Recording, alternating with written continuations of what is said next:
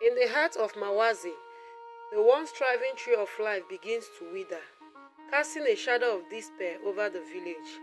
Juma, guided by a mysterious dream, must face a cunning rival who threatens to steal the village's last hope. The tension escalates as Juma bravely challenges this adversary to a battle of strength and wisdom. With the fate of the entire village hanging in the balance, as the trial unfolds, secrets are revealed and the true meaning of unity and sacrifice is tested. Will Juma's courage be enough to save the tree and restore the life of his people?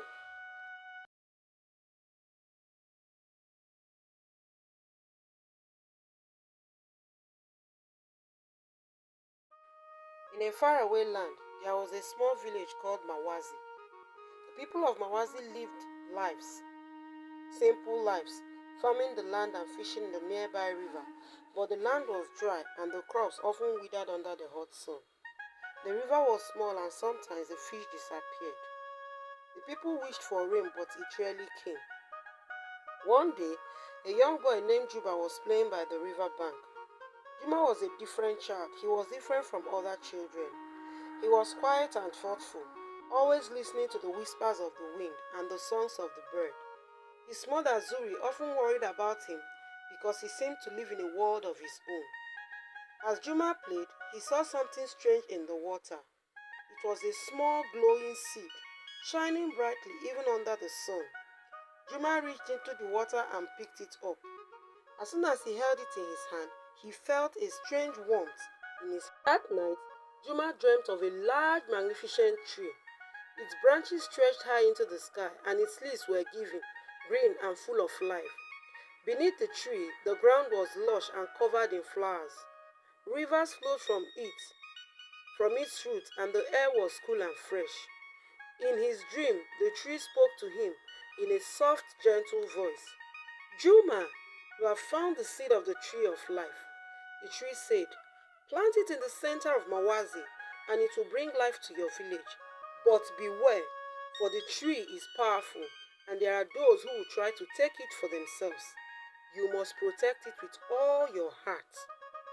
Juma woke up in a sweat, his heart racing. He ran to his mother and told her about the dream.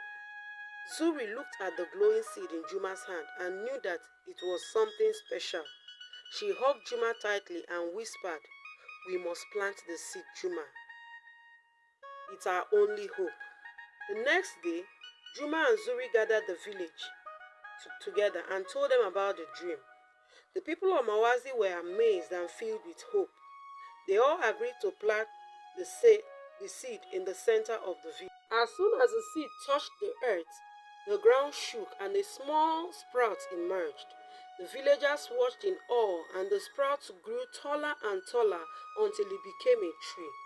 Its branches stretched wide and the leaves sparkled like jewels in the sunlight. The air around the tree was a cool, fresh air, and the ground beneath it turned green with grass and flowers. The villagers were overjoyed. They danced and sang around the tree, thanking it for bringing life to their village. The tree gave them fruit which filled their bellies because the fruits were sweet. The rivers around Mawazi swelled with water, and the crops began to grow tall and shiny. But not everyone was happy. In the nearby village of Kobani, there was a man named Kondo who was very greedy and jealous. He had heard about the tree of life and wanted it for himself. He knew that if he could control the tree of life, he would be the most powerful man in the land. One night, Kondo sneaked into Mawazi, disguised as a traveler. He saw that the tree of life knew that it was everything he had dreamt of. But Kondo did not take it by force. He was clever and knew that he needed to trick the villagers into giving it to him. The next morning, Kondo approached the villagers with a smile. I've come from a faraway town, and I've heard of your great tree, and I wish to help make it even stronger and better. The villagers were wishing, but Kondo spoke with kindness and wisdom that they began to trust him. He told them stories of distant land and how he had seen many trees like theirs. He said that he knows a secret that will make the tree grow even more powerful. All you need to do is to give me the fruit of the tree, Kondo said. I'll take it to the mountain and perform a special ritual. When I return, the tree will be stronger than ever. Juma did not trust Kondo. He remembered the warning from his dream, and he felt a cold sensation in his heart whenever Kondo was near. But the other villagers were excited by the idea of making the tree stronger, and they agreed to give it to Kondo. Kondo left Mawazi with the fruit but did not return to the mountain. Instead, he took it to the compound in his village and planted it at Kobani. He waited for the fruit to germinate for days and weeks, but nothing happened. Days turned into weeks, but still there was no tree. In Mawazi, the tree of life began to wither. Its life turned brown and the river started to dry up again. The villagers were worried and terrified. They did not understand what was happening but decided to go look for Kondo. Juma traveled for days until he reached Kobani. There he saw Kondo sitting on the ground, waiting for the tree to grow. Juma realized that Kondo had lied and stolen the fruit for himself. He knew that the only way to save Mawazi was to take back what belongs to them. Juma confronted Kondo, demanding the fruit from Kondo. But Kondo laughed and said, "Foolish boy, the fruit is now mine. I will be the one in control of the tree, not you or anyone else. I will control the tree of life." Juma's heart pounded with fear, but he knew that he ought to be brave.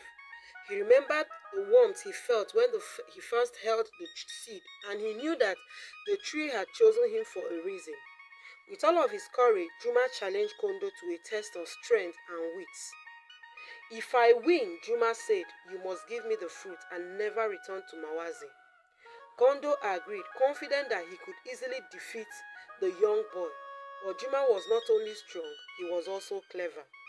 The challenge began with a series of trials ranging from climbing of tall mountains to crossing a raging river and solving ancient puzzles and riddles. Kondo was strong and also arrogant. He rushed through the challenge, not thinking carefully about his actions. Juma, on the other hand, took his time as much as he thought. The first challenge was to climb the tallest mountain in the land. The mountain was steep with sharp rocks, but Juma was determined. He carefully chose his path, avoiding the loose stones that could send him tripling down. Kondo, in his haste to prove himself, tried to take the shortest route. He climbed quickly, but his foot slipped on a loose rock and he nearly fell. Juma reached the top first, his heart pounding with the effort, but his mind clear and focused. The second challenge was to cross a raging river. The river was wide and the current was strong. The only way was to jump from one slippery rock to another. Juma watched the river closely, waiting for the right moment to make his move. He timed his jumps carefully, landing on each rock with precision. Kondo, however, was impatient. He leaped from rock to rock without thinking and struggling to keep his balance. As Juma reached the other side, Kondo slipped and fell into the water, thrashing about as he tried to swim to safety. The final challenge was to solve an ancient riddle, one that had been passed down through generations. The riddle was into the side of a sacred tree, its words worn by time but still legible. "I am not alive, but I grow. I do not have kings, but I need air. I do not have mouth, but I can drown. What am I?" Juma sat down beneath the tree and thought about the riddle. He remembered the stories his mother had told him, stories of the old world and the secret it held. As he pondered the riddle, he realized that the answer was something simple, something that had always been a part of life. A fire. Juma whispered to himself, "The answer is fire." He stood up and spoke the answer aloud. The tree's bark glowed with a soft light, and the ground beneath Juma's feet trembled. Kondo, who had just reached the tree, heard Juma's answer and knew that he had lost. "You may have won this time, boy," Kondo snarled, "but I will not forget one day. I will have my revenge." Juma took the fruit from Kondo's hand and returned to Mawazi. The village rejoiced when they saw him return with the fruit, and they quickly planted it back in the earth. The tree of life, which had withered, began to heal and wake up again. Its leaf turned green again, and the rivers flowed with fresh water. But Juma knew that the tree of life would always be in danger. He had seen the greed in Kondo's eye, and he knew that others like him would try to take the tree's power for themselves. He realized that the tree was not just the source of life for Mawazi, but a symbol of the strength and unity of the village. Juma gathered the villagers, and spoke to them from his heart. "We have been blessed with the tree of life," he said, "but it is not the tree alone that brings life to our village. It is our love for one another, our care for the land, and our respect for the world around us. We must protect the tree, not with force, but with kindness and wisdom. As long as we stay united, the tree of life will continue to bring its prosperity." The villagers listened and understood the depth of Juma's word. They realized that the strength of the tree of life came from the unity and harmony among them. They decided to build a protective wall around the tree as a reminder that the tree's power was rooted in togetherness. Word spread far and wide about the tree.